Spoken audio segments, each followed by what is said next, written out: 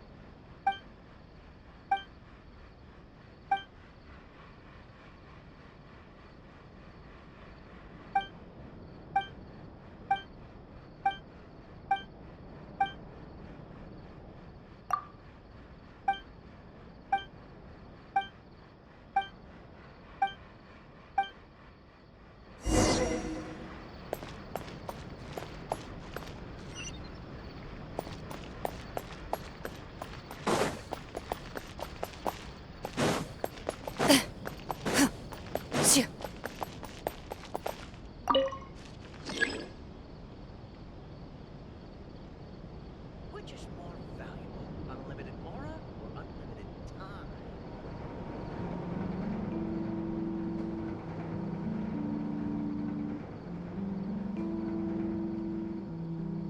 I've faced many opponents in my duels. Most of them I defeated. The rest surrendered. No, I have never lost a duel.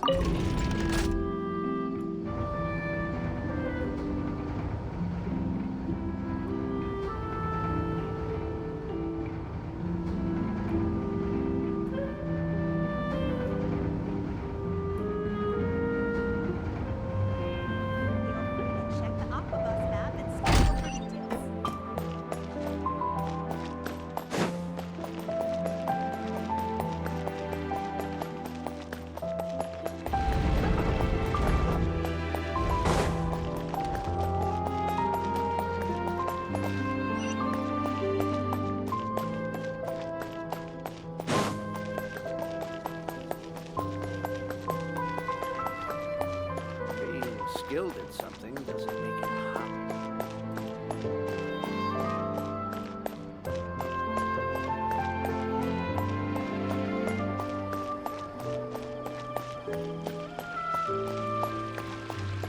I need to get out more.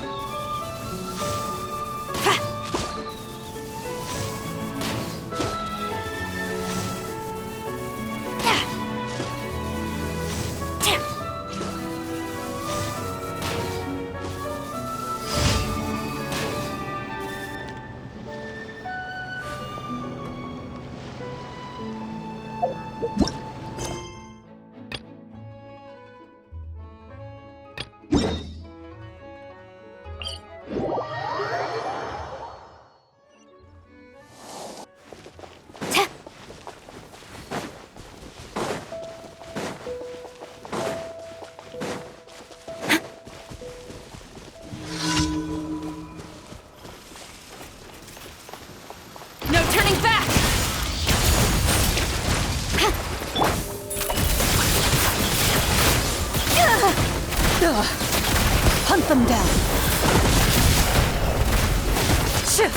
Not now.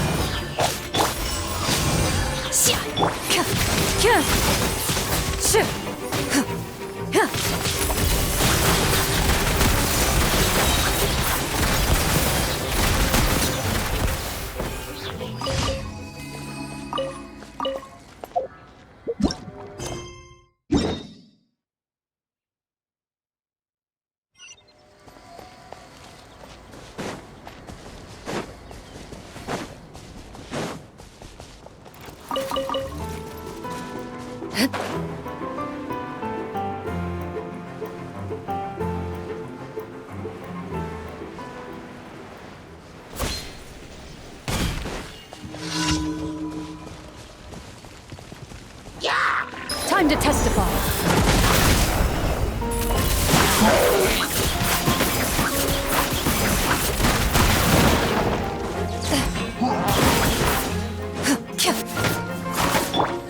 Transfiguration! Cryo incarnate! My guiding stars.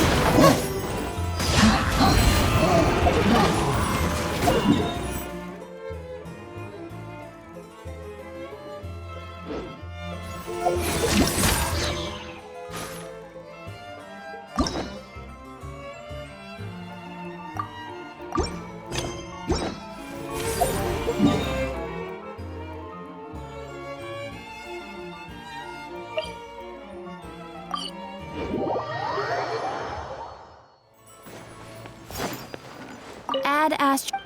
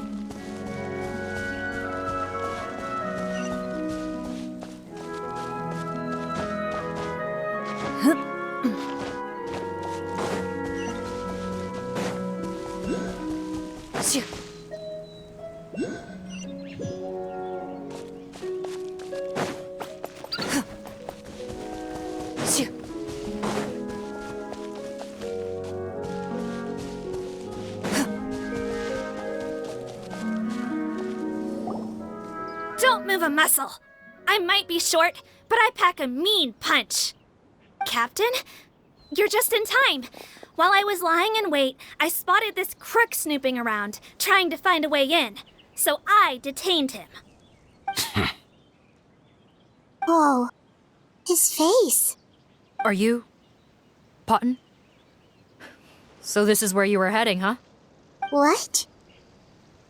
This is how Potton looked before his face was marred. His current appearance matches the mugshot on his arrest warrant. I see. Wait, so what's going on? Wasn't the whole point of the potion to disguise himself and escape Fontaine? Why would he change back to his original face and run right into our trap? Enough of this nonsense! Let me in!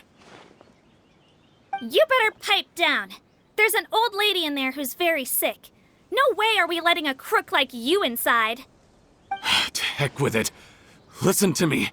I'm Rawat. That's my mother in there.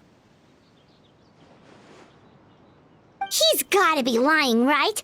Rawat was a victim in all this. He was forced into it against his will. How can he and this monster be the same person? Forced against his will? That's the funniest thing I've heard all day. Back when I was being coerced, everyone thought I was colluding of my own free will. And then when I actually became a criminal in my own right, you all suddenly thought I must be under duress. Amazing what a difference a handsome face makes. Save us the speech. Explain yourself. You want an explanation? Fine. I'll tell it how it is. When I was just Potton, the whole world treated me with contempt. Ew. What do you want? Get away from me. Women despise me. Collaborate? You don't look like much of a researcher to me. My peers scorned me. Mr. Potton, was it? I'm most interested in your research. Consider my offer carefully. I doubt you'll find other investment opportunities. Only villains would work with me. You want out of the game? Forget about it. Turns out, I slipped up a little. Left your picture with some Marechaussee Phantom officers. Easy mistake to make. Now they've listed you as an accomplice and drawn up an arrest warrant. So I suggest you put any thoughts of running away to rest. If you get caught by the guards for being in the synth business, you ain't ever seen the light of day again.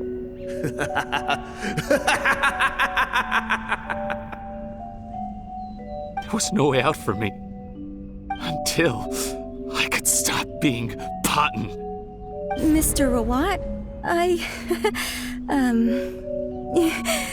have something I'd like to tell you. I became popular with women. This new potion you developed is fascinating. Genius, in fact. Would you consider working with me? I'd be happy to sign a licensing agreement. My peers looked up to me. I'm very interested in your research, sir. You must no doubt have offers from countless investors, so far be it for me to ask for a full collaboration, per se. I merely wanted to express my interest. No pressure at all, naturally. And the villains even began to fear me. Becoming Rawat showed me what a superficial world we live in. But I did not hold a grudge. After all, this superficiality could be made to work in my favor. Or so I thought. But alas, the world seemed bent on finding a reason to make me despise it. Mother, I'm back. How are you doing? Who are you? I bought the best medicine Mora could buy, but nothing would cure her illness. In the end, I hoped she'd at least be able to see her son one last time before she passed, but when everyone else rejected me, the only person who cared about me was my mother. Then, when I became a rising star in the Fontaine Research Institute, I was unrecognizable to her. I have to let her see me again. Even if it means donning my own wretched, ugly face. Well, is that enough explaining for you? Now do you understand? Let me inside already! Have you ever considered if you'll even be able to look your mother in the eyes after what you've done? You found a way to completely change your identity. You could easily have escaped from them. But no. You... Why would I want to give up on such a lucrative business? The profits were dozens of times that of the synth business, and it was all above board.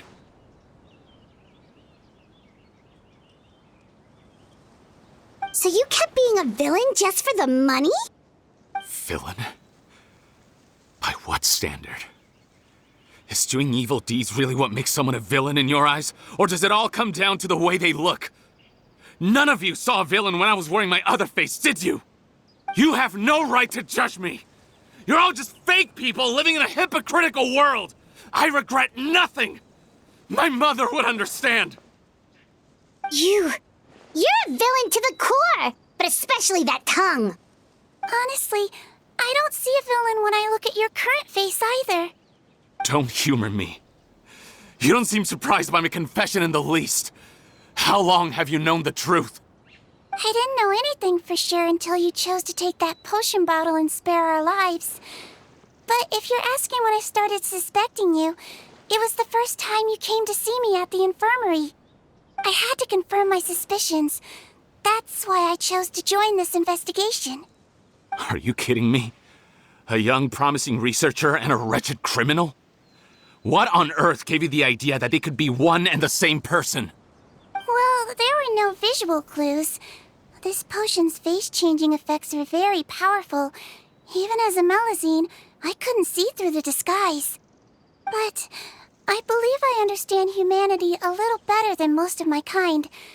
Humans have certain fundamental qualities that do not change with their appearance. Fundamental qualities, huh? So you think you're the one who's seen through me, do you? Most people probably don't know this, but I think I can guess what your deal is. Melazine constitutions are very close to that of water, so it stands to reason that the potion should work on them too. You use it yourself, didn't you? That's why you have a human appearance. Seedween? Yes, you're right.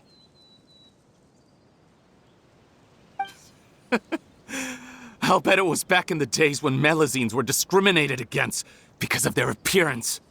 It was either carry on living in the gutters as part of an alien race cast out by humanity, or become the head nurse of the fortress of Meripede, revered by all. Not a hard choice to make. It's a no-brainer. So you see, you and I were the same. And I'm the one who saw through you! That's not important right now. You came here to see your mother, didn't you? Well, I can grant you your wish. Huh? Head nurse, I'm not sure that's a good idea in his current state. Don't worry. Back in the warehouse when I traded the potion for our lives, I was doing it to test him. He was willing to risk sacrificing his only chance of escaping capture by opening the gate in exchange for the potion. Also, he could see his mother again. If nothing else, his concern for his mother is genuine. I see. So before you arrest him, please allow him to see his mother one last time. The Traveler and I will accompany him. You have nothing to worry about. All right. I understand.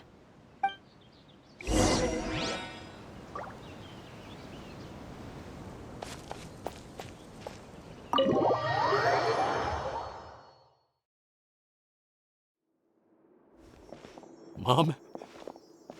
It's me, Pt5, your son.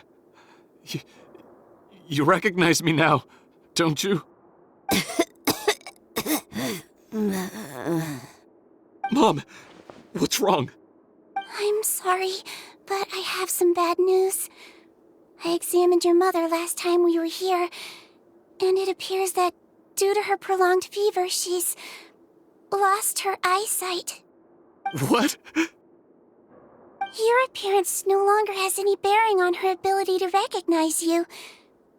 But there are always other ways to remind our loved ones who we are. wouldn't you say? No, it can't be. Please, Mom, open your eyes. It's me, your son, Patton. If you really can't see my face, then here, take my hand. Tell me you feel your son's hand. I've done so much to get to this point. Please, you have to recognize me.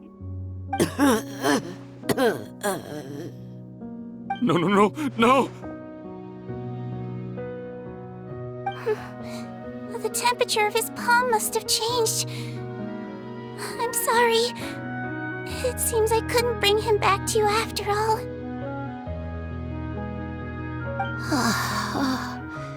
It's you.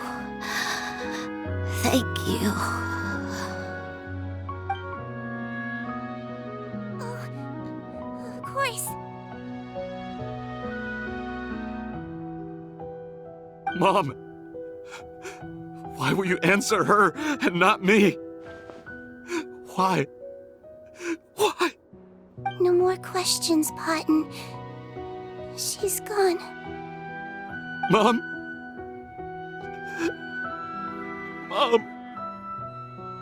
I'm sorry to say this, Patton, but you and I are not the same.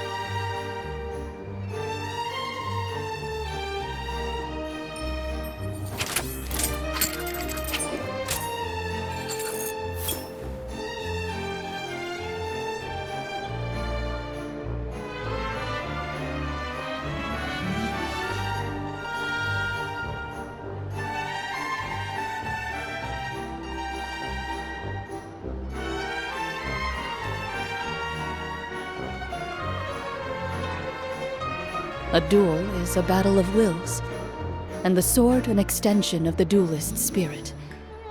If your heart recoils in fear, then your sword may as well be in its scabbard, because you will not wield it effectively against your foe.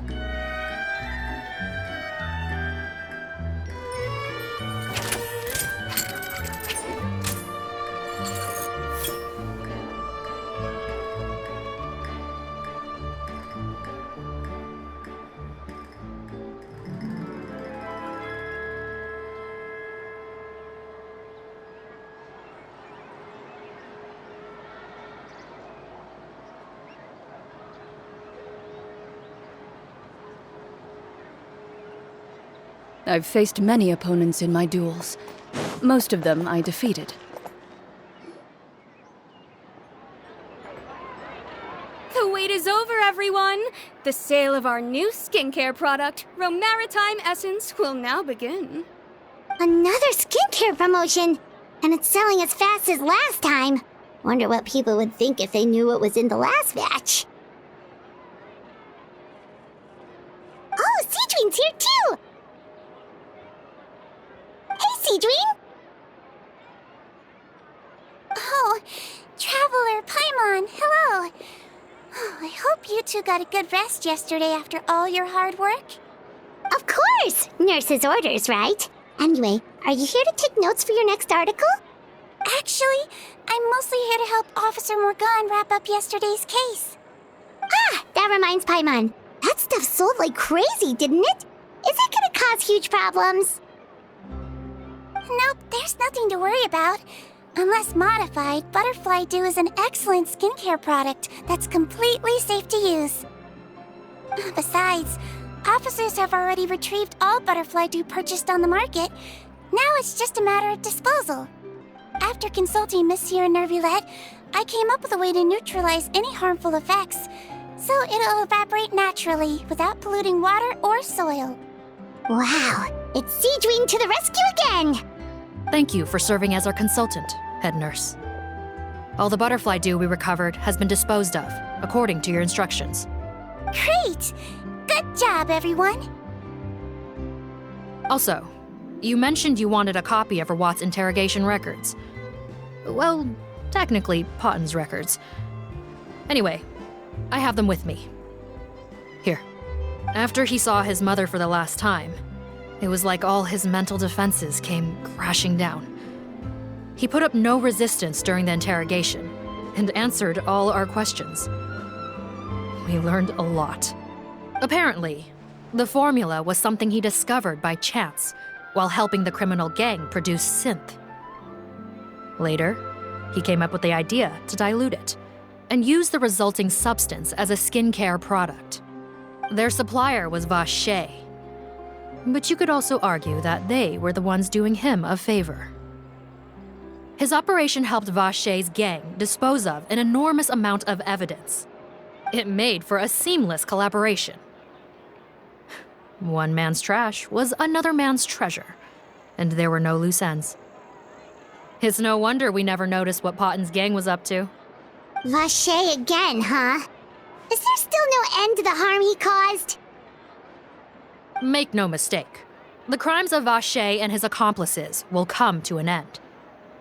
It's only a matter of time.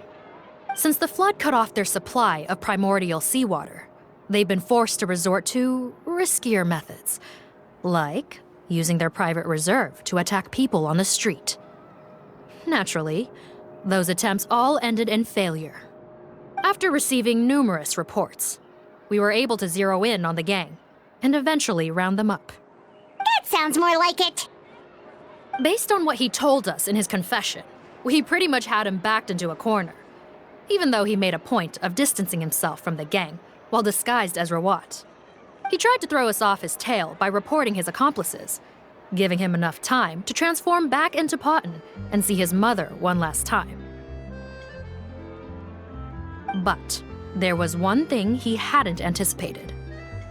Even though Potten had been missing for a long time, we were very much still on the lookout for him.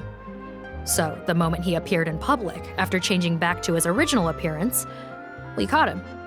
So he tried this once before, huh? Guess he really did want his mother to see him again. But in the end... Looking at the interrogation records, it seems like he spent the first sum of money he earned as Rawat on his mother's treatment. Yes, which is why I suspect that his initial motive for using the potion was not personal greed, but a desire to become somebody who had the power to save her. Even so, he went too far. In the end, he got what he deserved. I understand. Thank you for bringing me these records. Why did you want them anyway? Potten was one of my patients, so I need to put together a medical file for him. My teacher always stressed that a person's life experiences are just as important to their file as their medical history. Why are you still treating him like your patient? Isn't he kind of beyond redemption now? That may be true, but a patient is a patient, regardless of the choices that bring them to my care. One last thing, head nurse.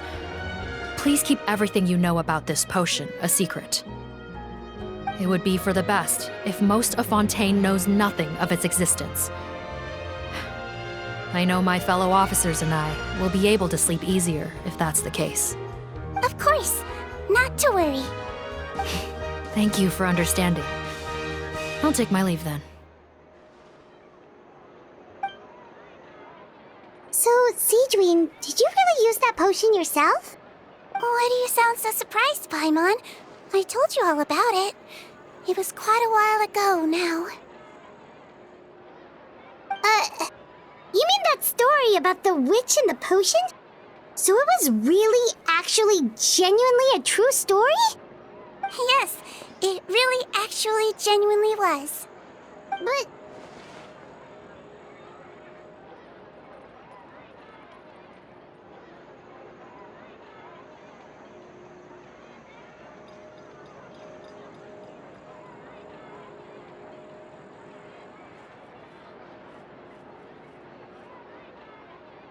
I know. There are some secrets I can't tell anyone about. But considering everything we've been through together, I know I can trust you with them. Before I tell you, though, could you follow me somewhere? I want to pay my respects to an old friend. Of course!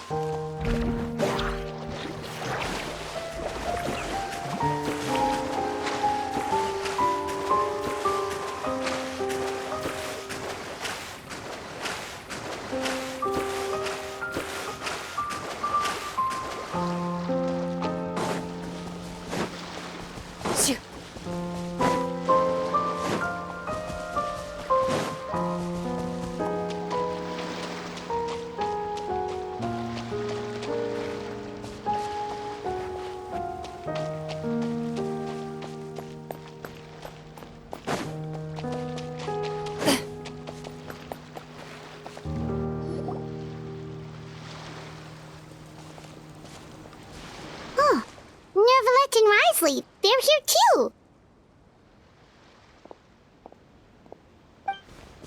Good to see you, traveler. Paimon. I trust all has been going well for you? Big news, everyone. The Udex is out of his office on important business. Is that genuinely something people would consider big news? Why wouldn't they? Important business is a big deal. Ah, yes, you're quite right. When someone you care about requires emotional support, being there for them at the right time and place is of the utmost importance. After reading the Maréchal Phantom's reports, I had a feeling a trip here might be in order. Take note. That, my friends, is how Monsieur Neuvillette shows that he cares. We're both here for the same purpose, actually, to accompany Siegeween as she pays her respects to her late teacher. So the old friend she mentioned was her teacher then? The witch? Oh, sorry. Paimon didn't mean to be rude. It's only because Siegeween calls her that all the time, so... I doubt she considers that title to be offensive, Paimon. Don't worry. Indeed. In fact, I believe Siegeween would take it as a sign of affection. She has spoken of this doctor on many occasions, and it sounds like she was a truly generous individual. In those days, many people harbored prejudices against Melusines. She was the only teacher willing to take Sigewinne on as a student. Wow. It's really nice of you two to be here for Sigewinne. Guess you guys really look out for your younger colleagues, huh? Younger colleague? Well, that might be true for the Udex, but I'm not sure I can say the same. Sigewinne served a sentence in the fortress of Meripede hundreds of years ago, and after she did her time, she decided to stick around. She's been an integral part of our administration ever since. Strictly speaking, the head nurse has been around longer than most people in the fortress, myself included. Pretty sure that makes me the younger colleague. She served a sentence?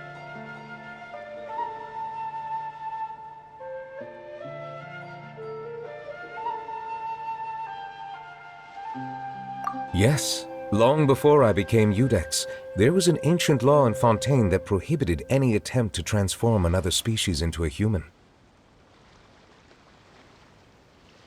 Initially, I and most researchers believed this law to have been imposed due to ethical concerns.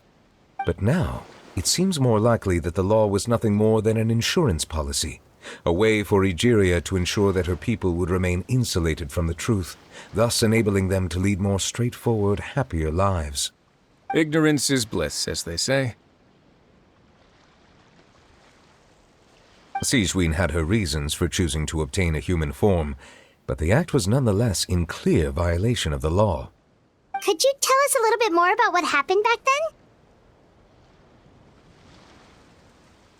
Certainly. Sigewinne does not object to her close friends learning about her history. In fact, I first learned of it myself because she confessed the truth to me of her own volition.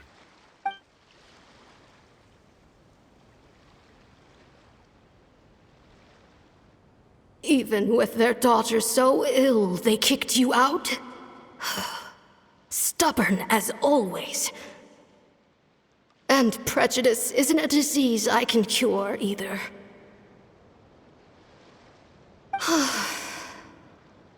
Shame that I don't have the energy to get over there. You're laughable, you old witch. You want to save everyone in Fontaine, but you can't even save the patient before you. Master, what are you... I discovered a strange disease, one I suspect that every Fontainian suffers from.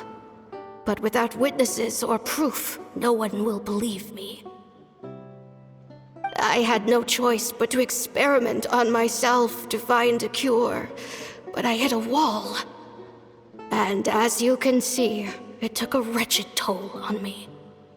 Then I'll find a cure for you, and then you can go cure her. There's no need. I am beyond saving now. There's nothing you can do. But, Master... As I said before, a doctor's duty is to treat whatever ailments they can. I know, but they don't trust me at all.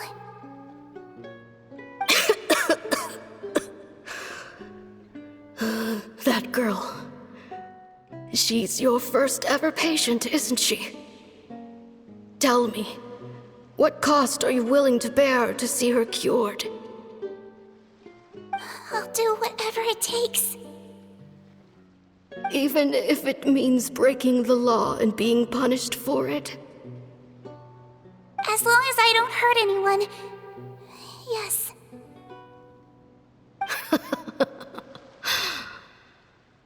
Spoken like a true student of mine. Then I shall make one more final gamble. And see my experiment through to its end. Leave me for now, and come back in 2 hours. If I am able to work this miracle, then I will have found a way to save all Fontainians, and I shall be able to help you treat that girl. If not, then it means there is one more disease in this world that I cannot treat.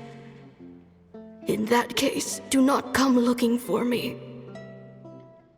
I will leave you a parting gift. an accidental discovery happened upon through my study of this strange disease. It has little use, but it will at least help you cure this one patient you can reach.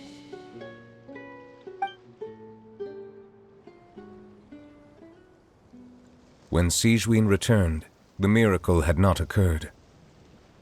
She found a potion bottle and a note on the table. After using the potion as instructed, she gained her current form, breaking Fontaine's law in the process. And after I had confirmed the veracity of the events, I gave my verdict. So that's what happened.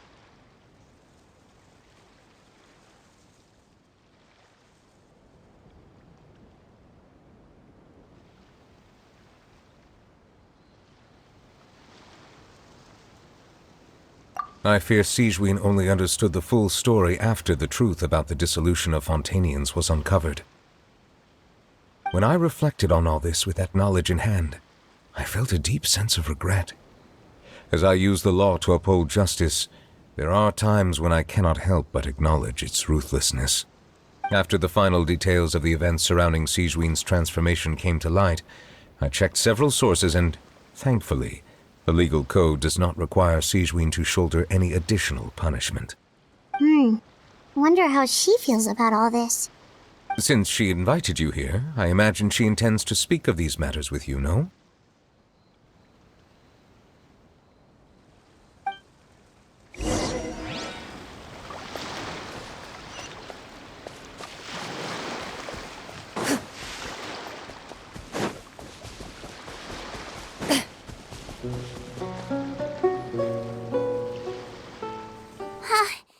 You're here. The old friend I mentioned was my teacher. When she passed, her body was nowhere to be found. All that's left of her is an empty tomb. And even that's deep underwater now. Sigewinne, the witch who gave you the magic potion, she was your teacher, wasn't she? Sounds like Monsieur Neuvillette filled you in. After learning the truth, it must have been hard to process, huh? Well, to be honest, after I realized what really happened that night, my first thought was that it kind of made sense. It seemed exactly like the sort of thing she would do. But she was planning to sacrifice herself and never told you. That's just who she was. If lying is what it took to get a kid to take their medicine, then that's what she'd do.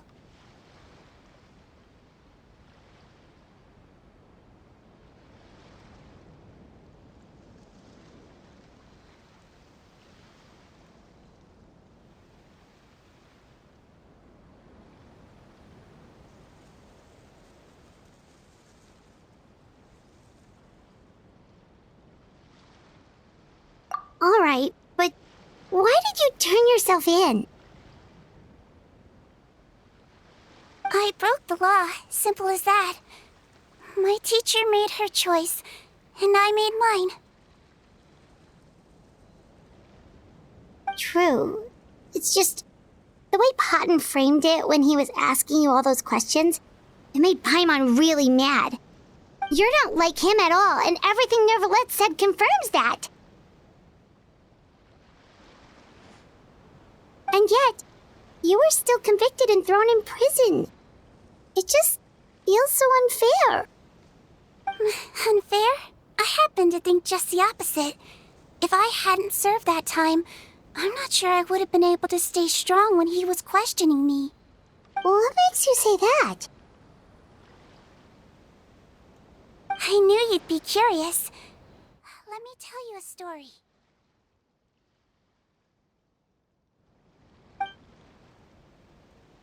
The verdict came down. This Melusine is guilty. Deudex defended the authority of Fontaine law, but he did not confiscate the Melusine's medical kit. And so, the Fortress of Meripede gained a new little doctor. She still wore her hood and raincoat, even though it never rained in the fortress. Perhaps thanks to her human appearance, no one refused her treatment. She treated more and more patients, and her sentence grew ever shorter. Finally, the people of the fortress could not live without her, and though her sentence ended, she did not leave them either. Then one day, she received an invitation from the outside world. The location seemed familiar, and when she arrived, an old lady was waiting for her. She saw right through the Melazine's disguise, but didn't reveal it. Instead, she asked a question. Tell me, why do you think you gained the respect of so many people, despite being a Melazine? Because I look like a human? It's been 50 years, Sigewinne, and you haven't aged a day. I think everyone knows you are not human. I finally found you, after all these years. I still remember, you know. It was you who saved me that night. But how? I was no longer a Melazine by then. Does it really matter if you're human or Melazine? I remember the warmth of your palm. It's quite unmistakable. And you know what? It hasn't changed one bit. You don't have to hide anymore, Sigewinne. These days, everyone wants to make friends with Melazines. And I think that it's all because of you.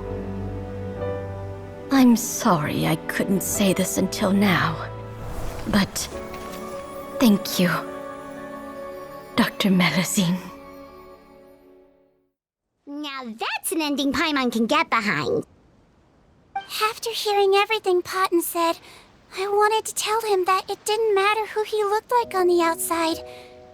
But it was too late. The warmth in his palm had already disappeared. I tried to treat him, but I understand. Thanks, you two. I appreciate you being here for me while— Oh, it's nothing. Oh, there's one more. In order to restore— Oh. Well, fair still. If the Melazine physiology was, after all, from a Melazine point of view— Paimon. What was Paimon? Leave it to me.